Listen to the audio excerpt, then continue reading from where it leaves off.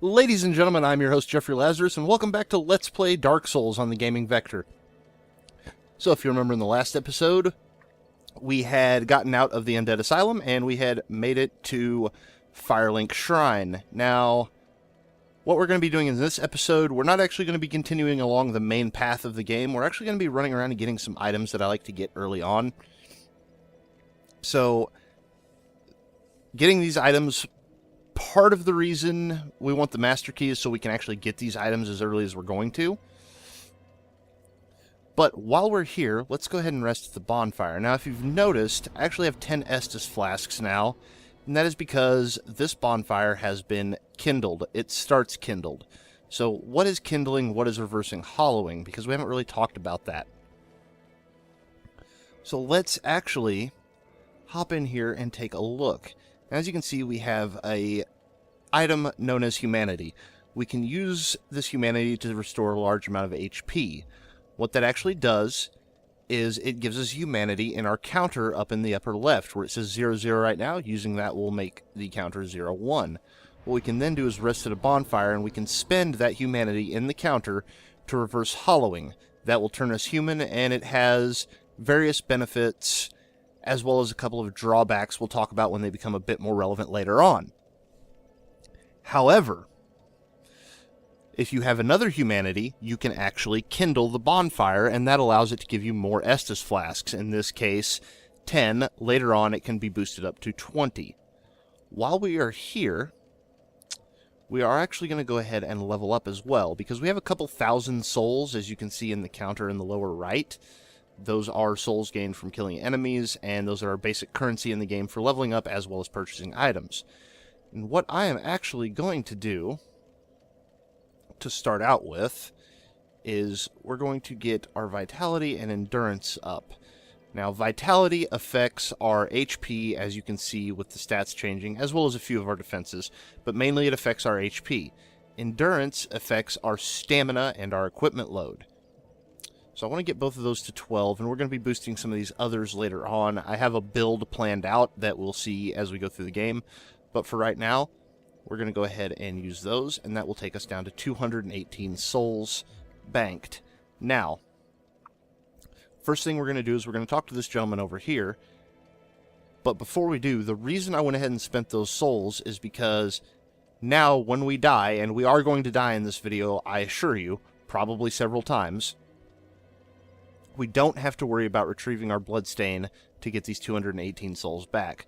And we'll see that mechanic here in a little bit. But first, let's talk to this gentleman over here in the chainmail. This is the Crestfallen Warrior, and let's see what he has to say. Well, what do we have here? You must be a new arrival. Let me guess. Fate of the undead, right? Well, you're not the first. But there's no salvation here. You'd have done better to rot in the undead asylum. But too late now. Well, since you're here, let me help you out. There are, actually, 2 bells of awakening. One's up above in the undead church. The other is far, far below, in the ruins at the base of Blight Town. Ring them both, and something happened. Brilliant, right? Not much to go on, but I have a feeling that won't stop you. So, off you go.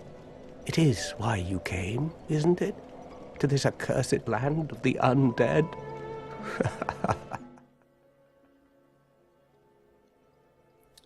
So he has basically given us our first set of objectives. Now, like I say, we'll start tackling those in the next video. But basically, we have to go and ring those 2 bells. One is in the city up that direction. Oh, if we can get the camera out of the grass. There we are. One is in the city up that direction. The other is in Blight Town, which is down roughly in that direction, more or less. We may actually be able to see Blight Town here shortly. So, the other thing we're going to do is we're going to pick up a few items here in Firelink Shrine. First of which, from this corpse in the well, which is 3 humanity. I'm not actually going to use those yet because there's really no reason to at this point. It would actually be a very, very bad idea. We're also going to come around... Where is it? I know there is another item laying around here that I wanted to grab.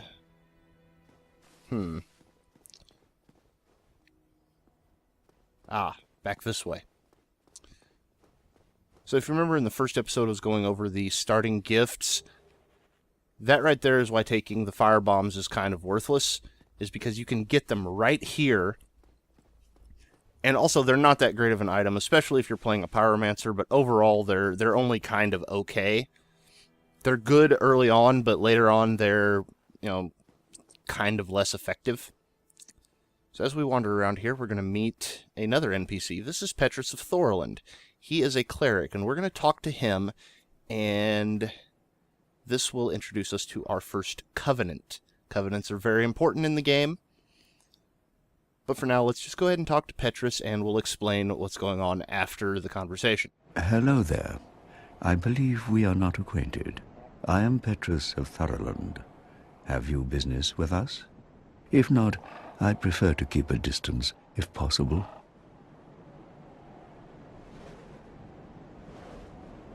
Hello there. I realize that I have requested that we retain our distance, but I also want you to know that it is not meant in ill will. Here, take this, as a token of peace. No, go ahead. It's for you. Now, as you can see, he gave us a copper coin. Actually, not all that useful, but we may end up using it later on for its one sole purpose in the game that I've actually found. Now, as with some NPCs in this game, we need to be persistent, so we're going to talk to this guy one more time. Oh my, you again. Oh, I know. How about this? I have to await my companions here anyway. So what if I were to teach you some miracles? Would that please you? Very well. Then first, a covenant with the gods.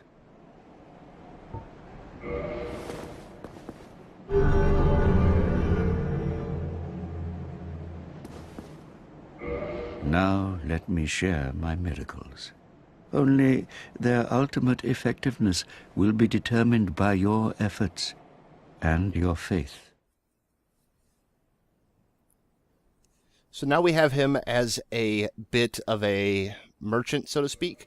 So if we go into purchase item, you can see he sells miracles. These are spells that are activated using talismans, which he also sells. And these are mostly healing spells, things that will take you back to the previous bonfire you rested at. Not necessarily damage-dealing stuff, but useful nonetheless. Now, I'm not actually really interested in his miracles, but I wanted to join the Covenant, which is the Way of the White, for a specific reason. Now, first thing we're going to do is learn his gesture, and we'll look at the gestures here momentarily. We can also talk to him some more for some exposition. The effectiveness of the teachings depend upon your faith.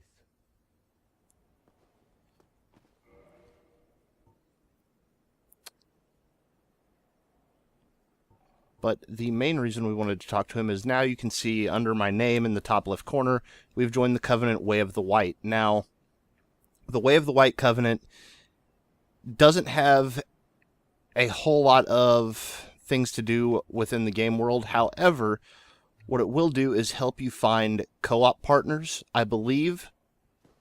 At least that's what the general consensus is. If you're in the Way of the White or the other kind of cooperative covenants, then it will be easier to find co-op partners. You'll also get invaded by other players less, which can be very, very helpful, especially early on.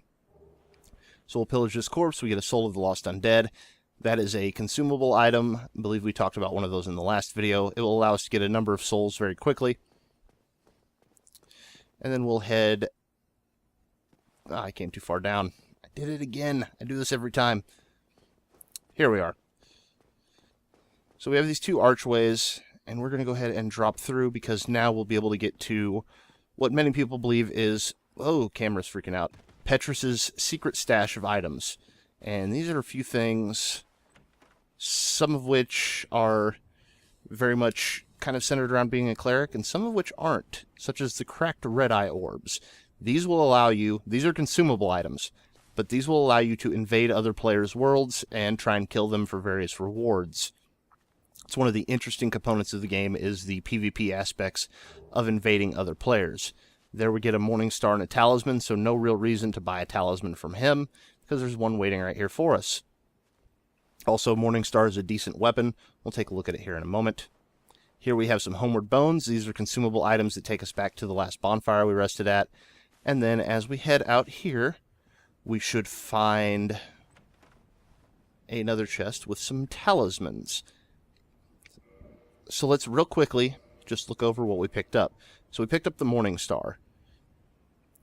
Now, if you look in the lower left-hand corner of the screen, you see auxiliary effects. That first one is the bleed effect. So this will actually allow us to inflict bleed damage on enemies. Not every enemy is susceptible to bleed damage, so that's something to keep in mind. But I actually like the Morning Star better than the hand axe, so we're going to go ahead and take that and use it. Now, the other thing you may notice is the required parameters. So the hand axe is 8 and 8 under required parameters on the right hand side. That is 8 strength, 8 dexterity. The other two are intelligence and faith, which are directly linked with sorcery and miracles. And this one has a required strength of 11. We have strength of 12, so we can effectively wield this weapon. We will come across some here shortly that we will not be able to effectively wield for a long time and may not even end up using. But for now, we're going to go ahead and take the Morning Star. Now, let's take a look at the other items we grabbed before we move on. So the Cracked Red Eye Orb allows you to invade another world, as I mentioned. The Lloyd's Talisman prevents Estus recovery within a limited area. What that means is that no one is able to use their Estus flask within that area. So very helpful when invading. Also can be helpful when fighting certain enemies who like to back up and use Estus to heal themselves. However, when they use it to heal themselves, they're very open to attack, so I don't know if I necessarily recommend it. Also has a couple of other uses later on in the game. And what else did we pick up? We got the Talisman, which obviously you use to cast miracles, as I said earlier. You equip this in a hand, just like you do the Pyromancy Flame, Morning Star, or the Shield, any weapon, anything of that nature. And that's really kind of it. So now we're going to drop down into this graveyard. This graveyard's a very dangerous area, and this is not where you want to go starting out. But we've got a few items down here, so let's see if we can't run through and grab these. And we may die trying to get at these items. So we'll slide down, and we'll run to this first item. There you can see the skeletons coming together. There is a soul consumable. See if we can't get past the second set of skeletons. Up here to this gravestone, and this gives us the Zweihander, which is a two-handed sword. Also, we are in a very dangerous place now. So over here, we'll find the binoculars, and that is the main reason why I said the binoculars are worthless in the last video. Oh, I'm going to die. Nope, maybe not. Might be able to get out of this. Oh, no, I'm pretty much done. Oh, roll, run. Run away. Run away. So, oh, yeah, no, I'm dead. Oh, I expected that to happen. Like I said, that's why I went ahead and spent the souls. But that is why I said the binoculars are worthless as a starting item. It's not that they're necessarily a worthless item. They can be very helpful for possibly scouting out an area ahead if you haven't been through it yet. They can also be used to effectively aim crossbow bolts and to some extent aim offensive miracles, of which there are a few in the game, as well as some offensive sorceries because you only have a limited lock-on range. But the main reason that I say that the binoculars are worthless is because you can run over there and get them about, 5 minutes after you get to Firelink Shrine, and there's no real consequences to doing so. So, we're actually going to head back over there because there are 2 more items in the graveyard. One of which, both of which I kind of want to grab, although I don't know if I'll be using both of them. So the first one's right over here. And this will be another soul consumable. And then if we can make another run... Ow, God, they rolled at me. If we can make another run into the graveyard and this time take this higher path, we should come upon the winged spear and a giant skeleton. So now we just need to... Oh, boy. Yeah, we're done. Okay, well... And we died from blood loss. Well, actually, we probably just died from the attacks, but we also had blood loss inflicted on us. So if you noticed that meter at the bottom of the screen that was filling up as we were getting hit, that is the bleed meter. So remember when I said the Morningstar inflicts bleed damage? Enemy weapons that have bleed on them work the same way against you. When that meter fills up, you take blood loss, which means you lose a set amount of your health. It's usually, I believe, 30 or 40% of your maximum health. There is a weapon that actually does more than that, but we lost 200 souls, but we did get to keep all of the items we picked up, which we will take a look at momentarily. But before we do, I want to walk back over to the graveyard one more time. We're not actually going to run out there this time because that would be just really, really dumb. But we should be able to from here, and let's actually... where are they? What can I do? Let's take these out of my inventory, and we're actually going to equip the binoculars so that we can see this. So you see that green glowing kind of orb over there? That is our bloodstain. That's the spot where we died. If we had souls or humanity on us, we could gain them back by getting over there and retrieving our bloodstain. We're not worried about it right now, but it will be something we'll have to do later on.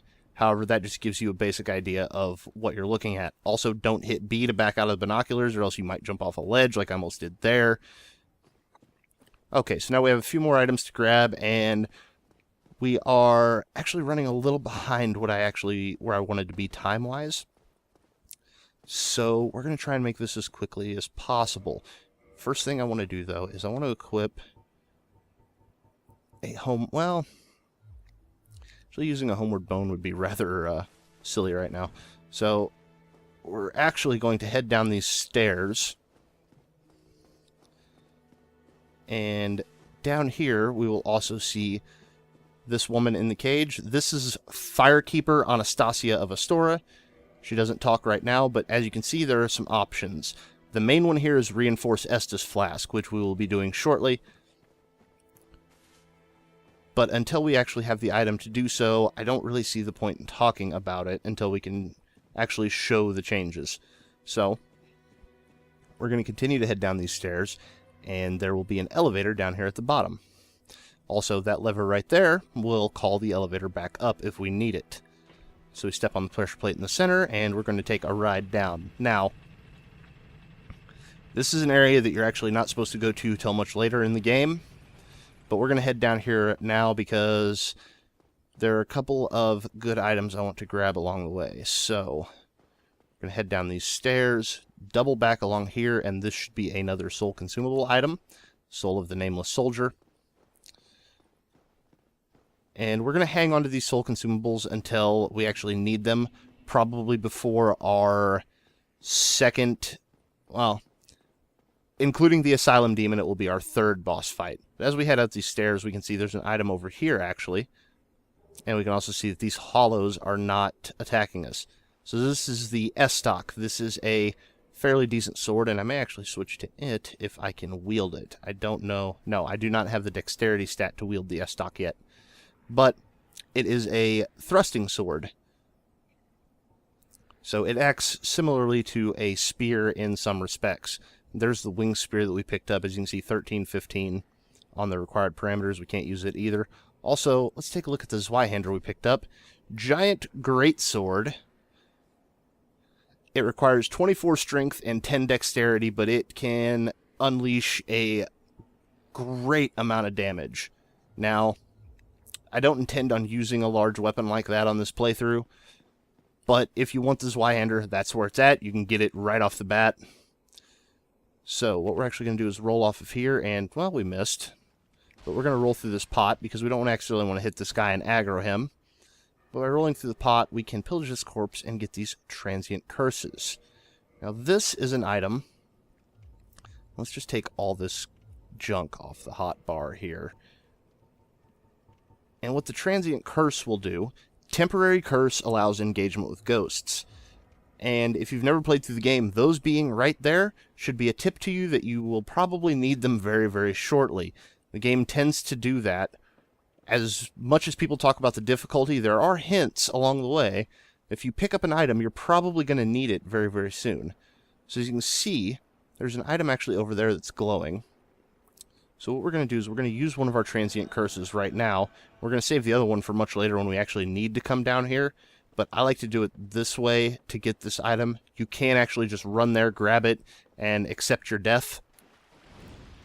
I prefer to actually take out these ghosts if I can, because they're not terribly difficult, even though this is a much later area. If you're a pyromancer, you've got these fireballs, and if you've grabbed the weapons along the way, and maybe pumped your points into, some different stats like dexterity or strength, maybe you can use, the S-stock or something else. Here we've got 4 fireballs left, and we're actually going to have some ghosts pop out as soon as we walk out here. Okay, so now we're going to back up, and we're just going to wait, because these guys will group up, and when they do, we can hopefully, yeah, there we are, hit multiple at a time with a single fireball. And there we are. Okay, the ghosts are dealt with. English language, Jeff. Dealt with. Now, as we walk out here, we can see there's a very narrow walkway under the water. Let's switch back to our Morning Star. Now, you can actually just simply run out here and grab this item, which is a Firekeeper Soul. And this is the item that will allow us to reinforce our Estus Flask. You can run out there and get it and just accept that you are probably going to die in the process. You also need to be very careful with the camera there, because it will try and turn and pitch you off of the little walkway we have here. But for now, we've actually gotten the item that I wanted to from here, so we're going to leave this area, and we'll come back here in, I don't know, probably another 20 or 30 episodes, depending on when I actually decide to tackle this area. That is one thing I like about Dark Souls. Like, I could come down here and do a lot of this area right now if I wanted to.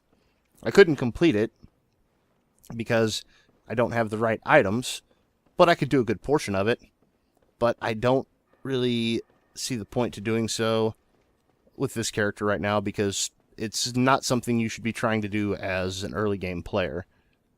So, as we head back up here, we've still got a few minutes left. Let me show you the blacksmith that is down here. And this is actually the first blacksmith you can access in the game. Now, I'm not actually going to talk to this guy because I have no interest in what he sells. But right in here is Rickert of Vinheim. Now, I'm actually going to head on to our next destination, but Rickert makes magic and enchanted weapons. Those scale up with your intelligence. He also sells sorcery, so if you're going with a sorcery character, he is the best guy to go to. As we head up here, we'll open this using the master key, so as you can see, we wouldn't be able to get through this gate without it. But if you're going with a sorcerer, that's actually the first place where you can buy sorceries, and where you can create magic weapons that will scale up with your intelligence. So, very handy guy if you're going as a sorcerer, but for us, not so useful. So now we're going to head across this rickety bridge. Now, that over there is another late game area. Well, not late game area, but later game area. But what we're going to want to do is make our way along this ledge. Now, we are down to 1 fireball, and that's a tad disconcerting, but not the end of the world. We're going to continue heading across these bridges and following these cliffs. Now, you'll see some items up here. I'm not actually going to grab them yet, although I may not grab them at all. We'll see how this plays out. But you can see this, what looks like a dead dragon. It's actually an undead dragon, and this thing will kill you as soon as you start trying to grab these items. I don't want him to kill us yet. However, I can go ahead and grab this without gaining his aggression. So now, what we're actually going to do is continue along this ledge. And down here, we're going to encounter some drakes. These are lightning drakes. Very, very dangerous at this level. They're dangerous throughout the entirety of the game, but right now, they could probably kill us in 1 or 2 hits, depending on what attack they hit with. Now, what we're going to try and do is simply run past them. And this may result in my death. We'll see how this plays out. So we just roll as soon as he does his lightning. Run so we don't get caught in his tail or his wing as he turns, and then continue running. Now, on that bridge to our left, there's an item. It's an armor set. If you start as the bandit, you already have that armor set. But I am 100% not concerned about that because I don't really intend on using it at all. So we're going to head up this elevator, and this will get us to another area that we actually shouldn't be in yet either. And it will also get us to a bonfire. Now, I could conceivably use this bonfire, rest here, and all will be well. The problem with that is that if I grab those items from that undead dragon on our way back, and he kills me, then I come back here, and I'm stuck, because I have to pass him to get out. So I'm actually not going to light this bonfire or rest at it, and we're just going to hope that my luck holds out, as I've actually had some decent luck so far in doing this. So as we come out of here, we're going to encounter our first Black Knight. But what I want to do is run down here, grab this item. Oh! Not get killed by the Black Knight. Please stop swinging at me, you jackass. Break the lock on. Okay, now, run up the hill. Run up the hill, thank you.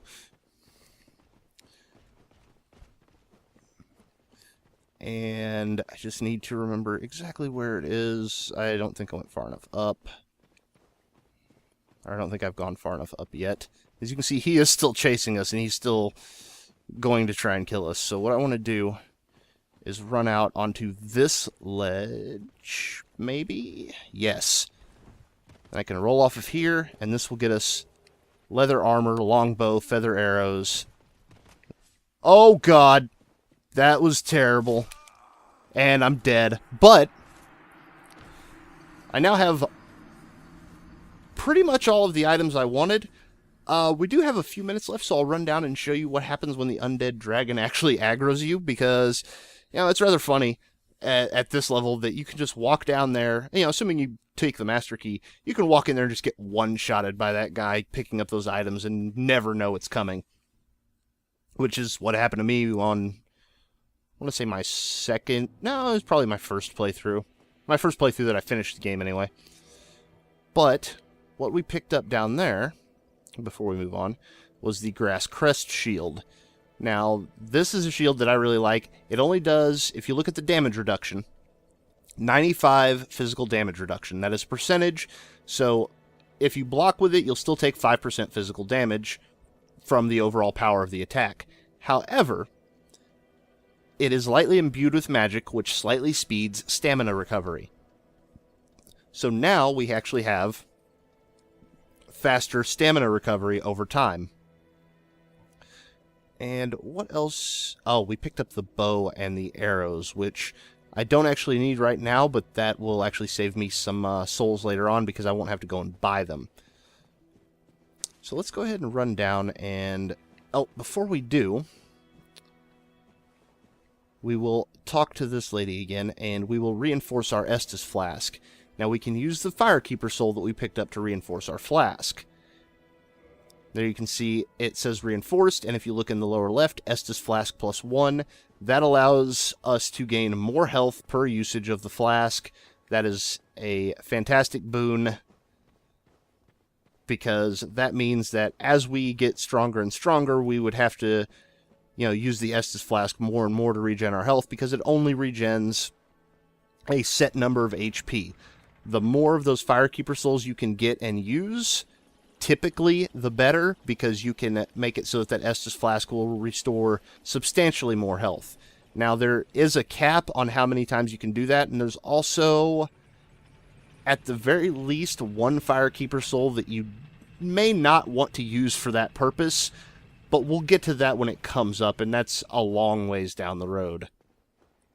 So as you can see, we're heading back down here, and we're going to go steal the items from the dragon, and then we will probably end this video once we do. As you can see, we're just taking the same path we did before, through New Londo Ruins, just barely along the edges of it. Back out here through the gate, into the Valley of Drakes, and across the rickety wooden bridge. Following the ledge across to the other rickety wooden bridge. Slightly less rickety. It also at least has some, you know, guardrail type things. So you can't just simply walk off the edge of the bridge when trying to cross it. I'm actually a little surprised that they have those on there. Now, we're going to see this guy get very angry, and it is possible I can do this and get away from him. It is also possible to kill him by hugging this wall and heading up this ledge, because from up here you have a vantage point to attack. However, I don't know that we really have the power in our fireballs to be able to do that. So we're just going to grab these items and try and run for our lives. So this will be the Astora Straight Sword, the Dragon Crest Shield, and the one-shot kill.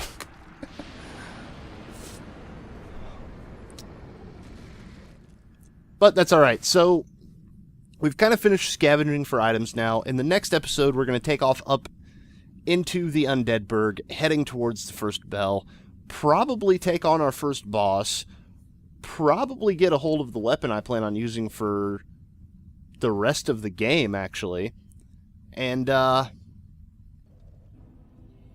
say hopefully all will go well. But as for now, we managed to grab a few good items. We've gotten ourselves geared up fairly decently, especially for this early in the game. I'm going to go ahead and rest at the bonfire. And in the next episode, we'll probably start out taking a look at the gestures. I know I said we'd talk about those in this episode when I got it, but it sort of slipped my mind. And then we will head up into the Undead Burg and hopefully not get viciously and terribly murdered along the way. So, as always, I have been your host, Jeffrey Lazarus, and I will see you guys next week with another episode of Let's Play Dark Souls.